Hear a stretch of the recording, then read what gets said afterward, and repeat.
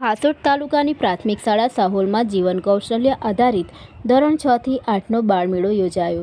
GCRT Gandhinagar પ્રેરિત અને જિલ્લા શિક્ષણ તાલીમ ભવન ભરૂચ આયોજિત હાસોટ તાલુકાની પ્રાથમિક શાળા સાહોલમાં જીવન કૌશલ્ય આધારિત ધોરણ 6 થી 8નો બાળમેળો શાળાના આચાર્ય નિલેશભાઈ સોલંકીના માર્ગદર્શન હેઠળ યોજવામાં આવ્યો હતો.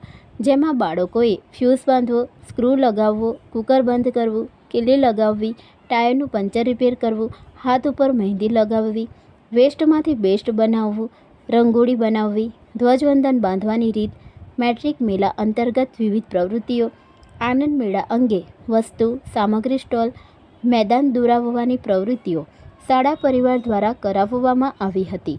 જ્યારે ઇલાવ પ્રાથમિક આરોગ્ય કેન્દ્રના મલ્ટીપર્પઝ હેલ્થ સુપરવાઇઝર ઉમેશભાઈ પટેલે બાળકોને વ્યસનથી થતા નુકસાન વિશે સંપૂર્ણ વિગતવાર સમજ આપી હતી. કાજલબેન પટેલ કોમ્યુનિટી હેલ્થ ઓફિસરે બાળકોને શરીરની સ્વચ્છતા વિશે માહિતગાર કર્યા હતા. સાહોલ ગામના આશા વર્કર વીણાબેન પટેલે બાળકોને વજન ઊંચાઈમાં સહભાગી બન્યા હતા.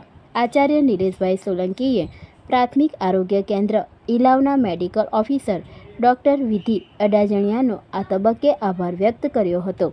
આજના સમગ્ર કાર્યક્રમને ટીમવર્કથી સાર્થક કરી બાળમેળાને સફળ કરી શક્યા હતા. આજરોજ પ્રાથમિક શાળા સાહોલ ખાતે જીવન કૌશલ્ય આધારિત અંતર્ગત બાળમેળાનું આયોજન કરેલું હતું. એ દ્વારા પ્રાથમિક આરોગ્ય કેન્દ્રમાંથી હું ઉમેશ પટેલ સુપરવાઇઝર સાહોલ પ્રાથમિક શાળાના બાળકોને હેલ્થ એજ્યુકેશન, વ્યસન મુક્તિ, સ્વચ્છતા અને બેઝિક સ્કિનિંગ બાળકોને કરવામાં આવ્યું હતું. તેમજ વ્યસનને લીધે આપણા શરીર પર પ્રત્યક્ષ અને પરોક્ષ શું એના અસર થાય છે એ વિશે બાળકોને વિસ્તૃત સમજ આપી હતી. તેમજ પોતાના ઘરમાં અને આજુબાજુ કોઈ પણ વ્યક્તિ વ્યસન ના કરે એવી બાળકોને શપથ લેવડાવી હતી. આ શાળાના તમામ બાળકોનું વજન ઊંચાઈ પર કરવામાં આવ્યું હતું. એમને BMI વિશે પણ સમજ આપવામાં આવી હતી.